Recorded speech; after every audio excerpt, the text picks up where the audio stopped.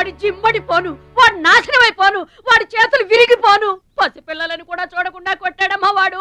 వాడి కొంప కూలిపోను. మింగడానికి మెతుకులేని పొండాకోర్లు నా మొగుడిని కొడతారా?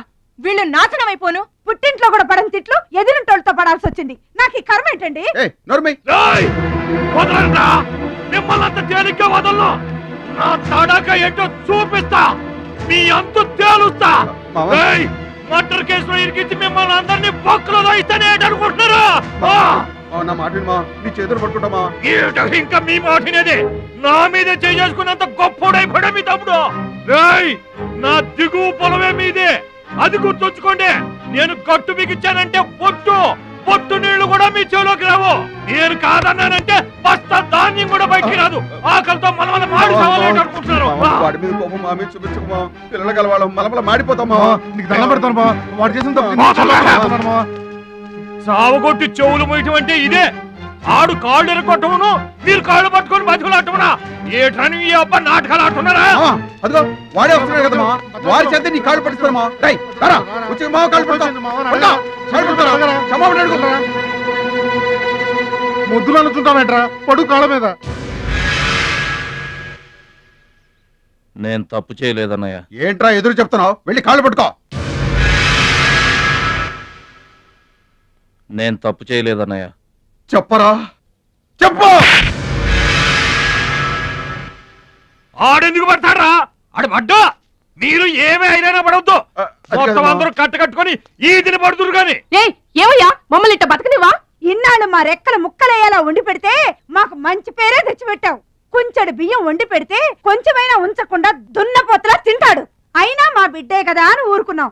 సోలెడు పప్పు వండి పెడితే సగం అన్నానికే సరిపెట్టుకు చస్తాడు. అయినా మా అబ్బాయే కదా అని ఊరుకున్నాం. బాలేదా అని ఒక్క 4 రోజులైనా కాలేదు ఆవకాయ పచ్చడి పెట్టి పూటకి కిలో పచ్చడి చొప్పు నాకి పారేసి జాడించి తన్నాడు. ఆయన పోన్లే మా అమరిదే కదా అని సరిపెట్టుకున్నాం.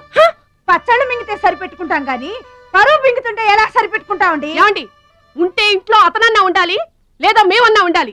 తేల్చుకోండి. రాక్క నువ్వు ఒక్కడవే ఇంట్లో ఉండరా. మేమే వెళ్ళిపోతావురా. పనికమాల వెధవా. పోతావురా, మేమే పోతాం. ఆగండి అన్నయ్య, నేనే వెళ్ళిపోతాను.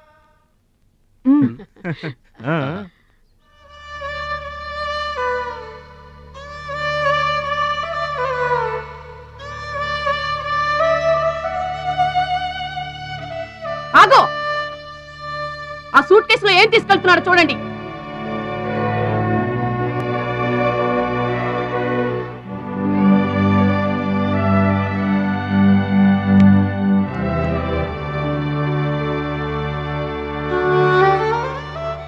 అన్నయ్య, మీకు ఒకళ్ళకొకళ్ళు తోడున్నారు, నాకెవరున్నారు? అమ్మ నాన్నలే నాకు తోడు. వదినమ్మ, అమ్మ నాన్నల ఫోటో మాత్రం తీసుకెళ్తున్నా. మీ సొమ్మేం తీసుకెళ్ళలేదు, ఫోటో మాత్రమే.